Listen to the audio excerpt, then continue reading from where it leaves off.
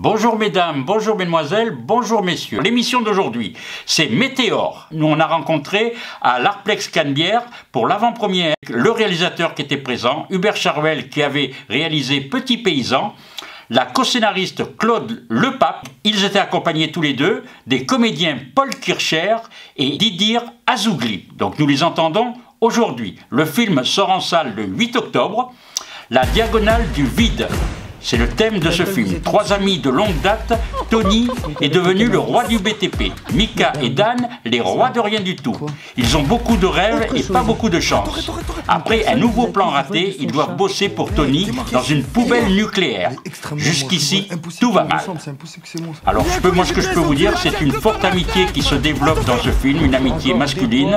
La désinvolture des personnages est amusante au début du film face à leur insouciance et à leurs rêves. Mais l'histoire bascule vers le drame. Une jeunesse bloquée dans un quotidien sans perspective, dans un contexte social fragile, dans une région impactée par le traitement des déchets radioactifs. Un très beau film et un très beau trio d'acteurs. Nous les écoutons. On va partir à La Réunion s'occuper des chiens dans un chenil. On a besoin d'un contrat de travail. Tu penses que tu pourrais nous prendre avec toi sur les chantiers? D'analyse toxicologique propre, d'accord? Vous avez 6 mois pour faire vos preuves. Bienvenue, Agence nationale de gestion des déchets radioactifs. On prend pas de radiation là. Ça craint rien. On a ça de La Réunion. Les gars, venez! Dan, arrête! Tu vas glisser! Arrête, toi! Tu vois rien dans la tête des gens. Tu vois rien. Tu vois zéro. Je veux plus. J'y arrive plus. J'y arrive plus. C'est tout.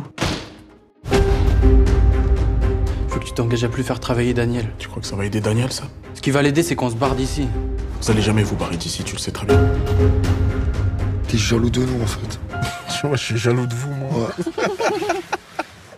Je suis jaloux de vos chiens pourris et de vos poissons, c'est super.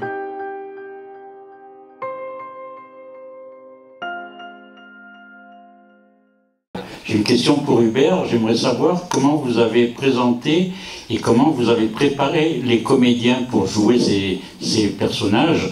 Et en même temps, pour vous les comédiens, comment vous avez réussi à créer cette osmose? Parce que moi je trouve qu'elle est parfaite. Donc voilà, comment vous avez travaillé tous les trois là-dessus pour rendre ça à l'écran. Merci et bravo pour le film. Merci beaucoup. Alors, nous avec Claude, en fait, il y avait un truc qui était très clair, c'était que donc on a écrit ces personnages et le casting il a été assez long. On a fait on a fait un processus de casting et voilà, ça a pris du temps. On a mis du temps à trouver chacun de ces personnes et en effet, comme vous dites, il y avait un truc de se dire. Une fois qu'on avait rencontré Idir, Paul et Salif, il y avait un truc de dire, ok, les personnages on les a, mais ils sont censés en effet interpréter des gens qui sont censés se connaître et s'aimer depuis en tout cas un certain bout de temps, depuis un petit bout de temps. Et donc nous on avait dealé avec la production parce que en fait on en revient toujours aussi à des questions de budget. Et moi il y a toujours un truc qui m'a marqué, c'est que en écoutant des réalisateurs d'expérience parler de leur travail. Enfin, par exemple, il y a un truc très bête. Une fois, je suis tombé sur une interview, on avait entendu une interview de Bertrand Blier, et qui parlait, je crois, d'une journée de tournage sur Les Valseuses, où il disait « Ouais, mais là, la séquence avec les deux comédiens, on l'a trouvée. On a mis 2 jours à la trouver. » Là, je me suis dit « Putain, les mecs, ils avaient le temps de chercher une séquence pendant 2 jours. Nous, il faut au minimum, on en rentre 4 par jour. » Et donc on se dit oui, mais c'est vrai qu'en fait, du coup, il y avait un temps de tournage qui était beaucoup plus large. Et on se dit, mais ça, j'aurais jamais accès à ça. Donc on savait très bien qu'en tout cas, si on voulait travailler avec les comédiens, ce serait en amont. Et donc très vite, nous, avec la production, on avait dit, à partir du moment où on a les comédiens, il faut tout de suite lancer les répétitions, bien en amont du tournage. Et ça, c'est quelque chose, aussi, on en parlait un peu avec Idir hier, c'est que déjà, la production, on l'a accepté, donc on l'a fait, mais c'est rare de trouver des comédiens aujourd'hui qui sont disponibles pour le faire en fait. Parce qu'aujourd'hui les comédiens, ils tournent dans des films, ils tournent aussi dans des séries, parfois c'est des choses que ça leur prend beaucoup de temps et là quand on en a 3 en même temps, c'est compliqué de trouver du temps. Et là tout le monde a su trouver du temps, a su se libérer et a pu travailler et donc nous forcément ça nous a vraiment faciliter la tâche. Et pour le reste de la question, je vais laisser les comédiens répondre sur leur travail. C'est vrai qu'on a beaucoup répété ensemble, on a beaucoup travaillé toutes les scènes, et puis en plus on a voyagé à Saint-Dizier, l'endroit où se passe le film, on y est allé, on a répété là-bas. Et donc on a vraiment pris beaucoup de temps quoi, pour être ensemble.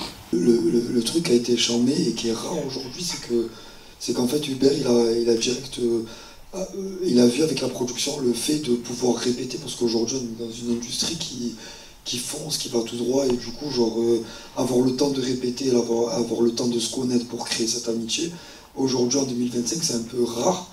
Et c'est pour ça qu'il a été très fort, parce qu'en fait, il a demandé directement ça, et du coup, on a pu répéter, on a pu apprendre à se connaître, on a pu manger des hamburgers ensemble, on a pu faire plein de choses, et ça a créé cette vraie amitié. Et aussi, en parallèle, ce qui a été bien aussi, c'est que vraiment, j'ai vraiment aimé Paul Kercher, j'ai vraiment aimé Salif Cissé, et ça a créé une vraie amitié qui existe même après le tournage, et j'espère qu'elle existera pendant des années. C'est vrai, c'est beaucoup appuyé sur tous les trois en fait, parce qu'on aimait tous les trois, et donc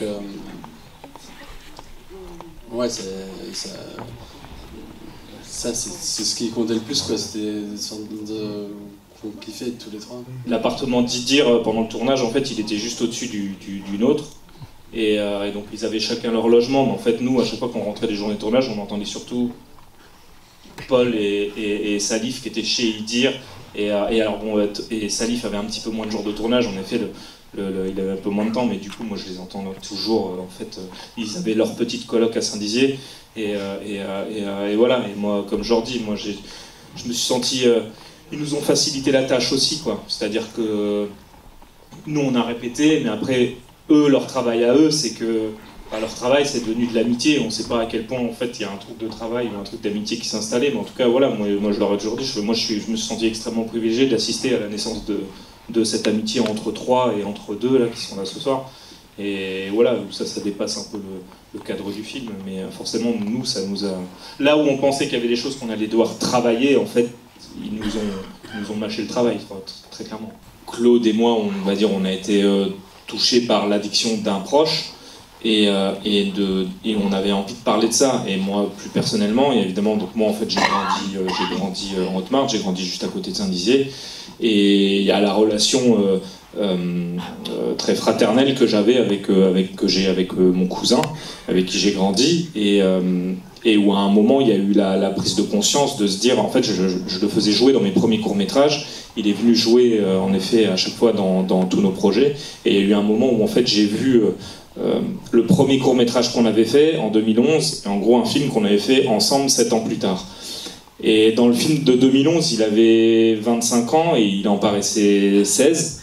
Et dans le film qu'on avait fait 7 ans plus tard, il avait un peu plus de 30 ans, et en fait il en paraissait bien plus en fait. Et moi c'est le moment où j'ai commencé à me dire, mais en fait qu'est-ce que j'ai pas vu, qu'est-ce que j'ai pas fait en fait. Et il y avait cette idée-là, et très vite, sachant que c'était aussi j'avais envie, après mon premier long métrage, de parler de ce territoire dans lequel j'ai grandi, de se dire il faut retourner à Saint-Dizier. Et à un moment, avec Claude, on avait un peu cette prise de conscience parce qu'en effet, les poubelles nucléaires, c'est une réalité là-bas. Moi, j'ai grandi au milieu des poubelles nucléaires, et en fait, quand on grandit dedans, on se pose pas la question, quoi. Et en fait, c'est juste moi, quand je suis parti en fait de la Haute-Marne et de Saint-Dizier, finalement, au bout d'un moment, je me suis dit, mais quand même, les nucléaires, il n'y en a pas partout en France, c'est quand même marrant qu'on les concentre un peu tout au même endroit, quoi. Et donc il y avait l'idée de se dire, il faut qu'on parle des gens et qu'on parle du territoire. À un moment, il y a cette phrase qui est un peu arrivée en se disant, on va parler d'un territoire et de personnes qui s'intoxiquent pour survivre. Je crois que c'est un peu cette phrase qui mêle un peu les deux histoires. Là, c'est un territoire en crise démographique, et on va dire aussi où les gens, ils ont besoin de leur permis pour travailler. Et souvent, en fait, souvent c'est un peu toujours le même cercle vicieux, c'est-à-dire je me fais sauter le permis parce qu'à cause de l'alcool, je passe au tribunal, j'ai besoin pour m'en sortir, j'ai besoin de trouver un travail, mais pour trouver un travail, j'ai besoin d'une voiture, j'ai besoin de passer un permis, et en fait, là, on commence à rentrer dans un engrenage dans lequel il est quand même un peu difficile de sortir, quoi. Et en effet, lui, le territoire, c'est clair que la Haute-Marne, si elle n'a pas l'industrie des déchets nucléaires pour s'en sortir, en fait, le département, il n'existe plus. Ce qui est décrit est réel. Hein. Les poubelles nucléaires, elles sont reconstruites, mais elles sont réelles. Et le projet de Bure, Daniel disparaît dans les tunnels, Hubert il est allé pour de vrai à 500 mètres sous terre. Mais ça paraît comme de la science-fiction ça pour paraît. un public finalement lambda. Mais au final, c'est très proche de la réalité. Et Moby Dick, la carpe, ça c'est une histoire vraie. C'est une vraie carpe qui s'appelle vraiment Moby Dick et qui avait été enlevée, donc vraiment comme dans le film. Donc ça, on n'a pas... Enfin, voilà, on a juste raconté cette histoire-là et qui a été repérée, alors pas sur les réseaux, mais en tout cas par hasard, par des gens qui l'aimaient et qui voulaient la retrouver et qui avaient vu qu'il y avait possibilité de la pêcher dans un étang privé. Et la carpe est revenue dans son milieu naturel. En fait, nous, évidemment, le monde du travail est enfin voilà, ça c'est syndisé, mais c'est assez universel aussi. En effet, c'est comment on traite les gens. Et le monde du travail, en effet, il est en souffrance partout. Et en effet, ce que vous dites sur les gens qui disparaissent, sur les chantiers, les accidents du travail. Moi, je viens d'un milieu paysan. Évidemment aussi qu'il y en a aussi des scandales sur les gens qui meurent au travail, en fait. Et sur les conditions dans lesquelles on les met. Et je pense que aussi ce qu'on dit aussi sur les personnages, c'est-à-dire en effet de ce truc de poubelle nucléaire, des gens qu'on met à la poubelle, des gens dont on n'a aucune considération, alors qu'en fait c'est eux qui construisent les routes sur lesquelles on roule, les bâtiments dans lesquels on va. Enfin, genre, et donc ça évidemment c'était quelque chose dont on voulait parler, et de la précarité en tout cas, de ce que c'est que travailler. Il y a les gens qui disparaissent, il y a... La Haute-Marne aussi, c'est pareil, ce qu'on disait, c'est que c'est un département qui tient aussi parce que la seule chose qu'il y a à faire là-bas, souvent, c'est du bâtiment. Et en effet, et aussi ce qu'on disait sur le scandale un peu des gens disparus, par exemple, le chantier de Pur, des poubelles nucléaires, déjà, ils avaient dit que ce serait un chantier à la base qui serait hautement sécurisé, qui aurait aucun décès et que tout serait vraiment en place. Il y a déjà 2 morts, en fait, sur le chantier qui a une quinzaine d'années. Ça commence comme ça. Nous on a parlé avec des gens aussi qui travaillent sur les poubelles nucléaires, voilà, qui nous racontent un peu des choses, de comment ça se passe, l'histoire de l'accident et de genre en fait les déclarations et tout ça, c'est des choses qu'en fait voilà, qui sont pas officielles, on va dire, on sait que ça existe. Et en fait, il y a un truc sur le territoire, c'est qu'il y a les poubelles nucléaires, mais par exemple le lac du Der où il lâche Moby Dick.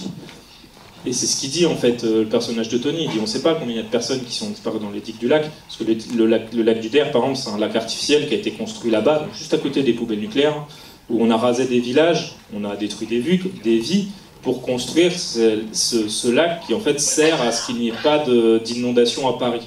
Ça permet de régulariser la crue de la Seine. Ça, plus la base des avions de chasse, qui est clairement un point un peu stratégique. Voilà, clairement, personne n'a vraiment envie d'avoir des avions de guerre juste à côté de chez soi.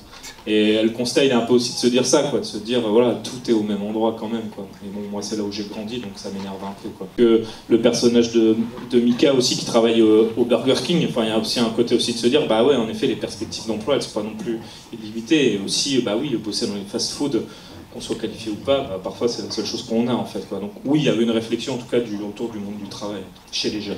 Ici, toutes les personnes qui sont ici, on a tous connu des personnes que malheureusement on doit quitter, mais qu'on aime et qu'on doit faire en sorte que voilà.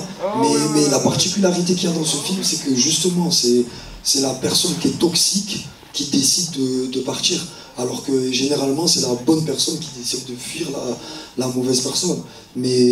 Mais ouais, c'est pas, je trouve pas que c'est une amitié toxique, c'est juste 2 personnes qui se kiffent et voilà. Et en fait, il y a une mauvaise, enfin pas une mauvaise personne, mais genre en gros, il y a une personne qui va vers le bas, l'autre qui va vers le haut, et forcément, ça doit se séparer. Mais la particularité qu'il y a dans ce film, c'est que généralement, c'est toujours la bonne personne qui fuit, et là c'est la mauvaise personne, donc du coup que je me dis qu'en gros, même cette mauvaise personne, elle est bonne au final, parce que c'est elle qui décide de fuir la bonne personne. Non mais en plus, moi je pense pas non plus que moi j'ai l'impression que c'est 2 amis, l'un apprend à l'autre aussi. Et parfois moi, des très très très bons amis, des personnes que je verrai plus, que je vois plus, et pourtant les souvenirs et les choses qu'on a vécues ensemble, c'est hyper...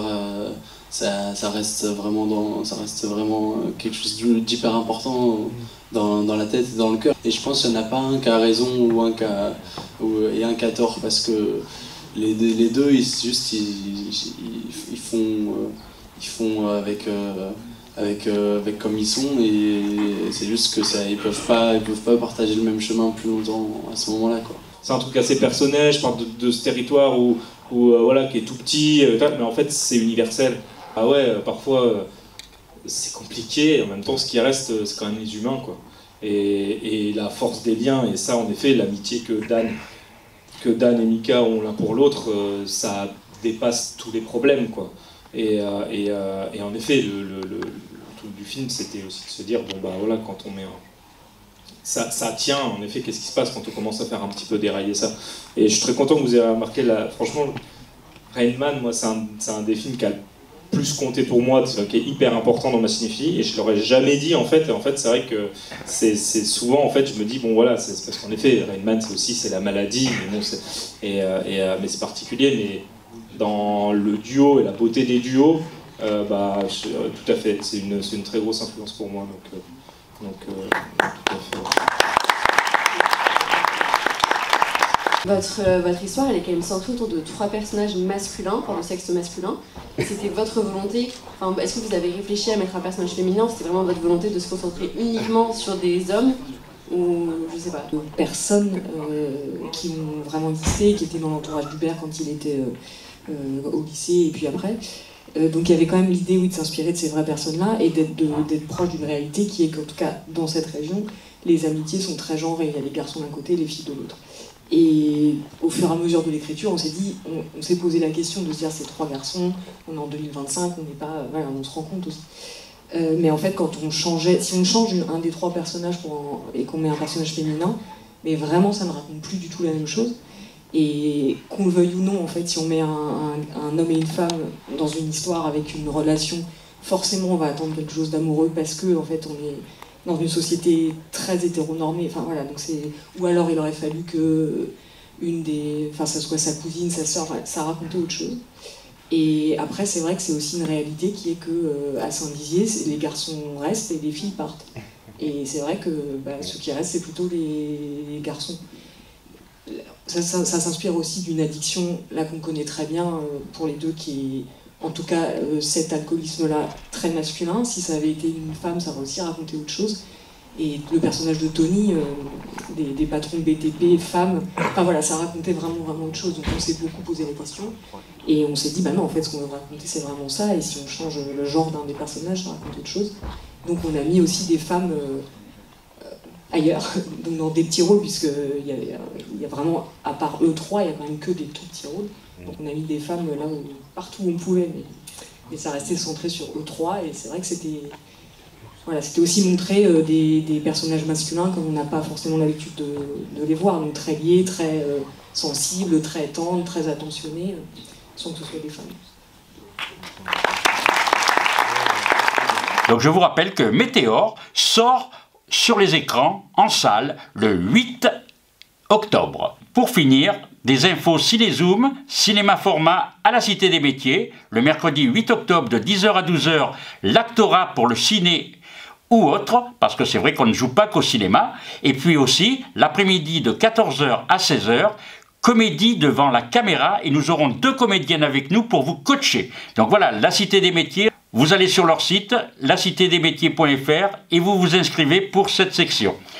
Et ensuite, les stages de Cinézoom au mois d'octobre, pour les vacances de la Toussaint, c'est entre le 20 et le 31 octobre. Et là, vous nous appelez au 06 09 17 41 64, ou alors vous allez sur notre site ciné-zoom.com. Stages et ateliers de Cinézoom toute l'année pour tous les âges. Également pendant toutes les vacances scolaires, des stages de réalisation de l'écriture au tournage en 5 jours. Vous apprendrez avec ces formations cinéma format, l'écriture du scénario, l'actorat, les bases pour faire un film, le montage et les différents métiers du cinéma. Renseignements, tarifs, dates, contenu, etc. sur www.ciné-zoom.com et au 06 09 17 41 64. Chaque semaine, dans l'émission Les Rencontres de Cinézoom, le jeudi à 12h45 et le samedi à 16h45, avec nos partenaires, nous vous offrons des places de ciné pour les films à l'affiche valables sur toute la France et des places pour les avant-premières marseillaises. Consultez et inscrivez-vous sur ciné-zoom.com avec bien sûr les 3 W. Rendez-vous hebdomadaire avec les rencontres de Cinézoom. Chaque jeudi sur Dialogue RCF à 12h45 et chaque samedi à 16h45 en rediffusion. Des entretiens avec ceux qui font l'actu dans les salles, les festivals, à la télé et en sortie Blu-ray et DVD avec les acteurs, les réalisateurs, ceux qui font les films.